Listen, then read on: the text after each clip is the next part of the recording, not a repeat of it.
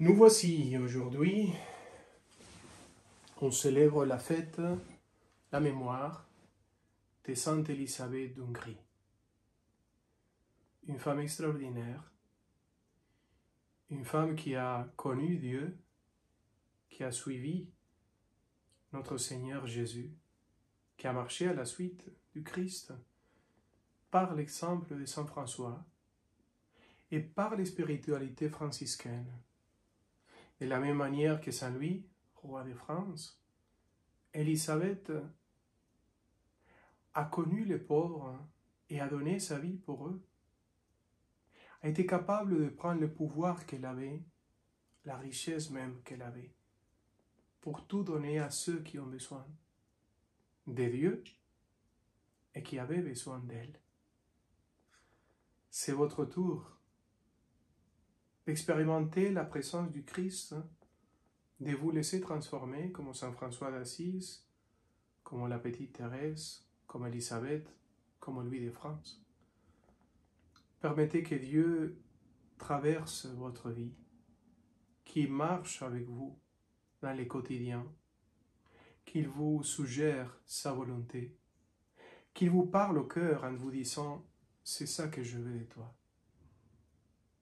C'est pour cela que c'est important et c'est même urgent de prier, de parler avec le Christ, d'avoir un dialogue tous les jours avec lui, pour savoir qu'est-ce qu'il me demande dans mon cœur, qu'est-ce qu'elle est sa volonté, quelle est sa volonté, qu'elle veut, qu'est-ce qu'il veut que je fasse, comme il veut que j'agisse dans les quotidiens.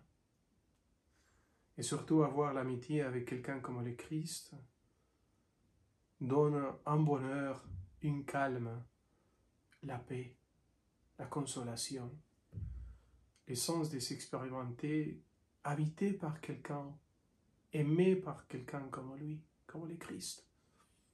C'est la plus belle chose qu'on peut vivre. Aujourd'hui, c'est l'évangile de Saint Luc, chapitre 18. Il y a un homme qui est aveugle, qui est assis par terre. Jésus passa, c'était Jéricho, la ville dans laquelle il était en train de passer. Et lui, il était au chemin. Il a commencé à crier, « Jésus, fils de David, prends pitié de moi. » Ils ont dit, « Arrête, tais-toi. » Il a crié encore plus fort, « Jésus, fils de David, prends pitié de moi. » Notre Seigneur fait la rencontre, le regarde. Qu'est-ce que tu veux que je fasse pour toi? Que je puisse récupérer la vue.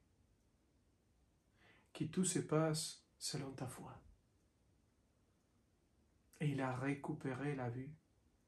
Mais après, il a marché à la suite du Christ aussi. C'est-à-dire, il n'a été pas seulement guéri, il a été surtout sauvé. Quand on demande au Christ de nous sauver, de nous libérer, quelquefois on demande des petites choses qu'on a besoin pour l'immédiat, pour les choses immédiates, des choses immédiates, des choses dans les dernières minutes. Et en fait, notre Seigneur, il est en train de nous donner les plus beaux, les plus grands, la plus belle expérience qu'on peut vivre. S'expérimenter transformé par lui. S'expérimenter vraiment créé par lui. Il nous donne la vie éternelle. Il nous donne un bonheur qui disparaît jamais. Il nous donne le ciel sur la terre, même au milieu de la croix, de la situation difficile de tous les jours.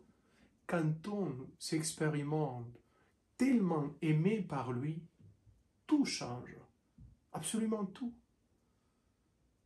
Et ce n'est pas seulement un truc de sentiments, c'est vraiment une guérison intérieure totale.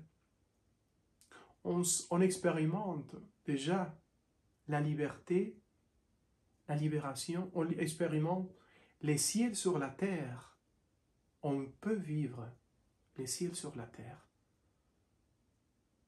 Chercher le raison, chercher l'expérience de Dieu, parler avec lui, expérimenter les bonheurs du Christ. Il faut faire le raison. Il ne faut pas arrêter de vous le dire. Il faut faire le raison, la rencontre avec lui, face à face. Que Dieu vous bénisse et que vous soyez transformés par lui. Quand vous dites, quand vous soyez à la raison et vous pensez, j'ai rien à lui dire, répétez cette phrase d'aujourd'hui. Jésus, Fils de Dieu, prends pitié de moi. Et répétez-le 1 fois, 2 fois, 3 fois, 1000 fois. Et que ça, vous verrez la différence après. Comment vous sortez calme, en paix et plein de Dieu dans vos cœurs.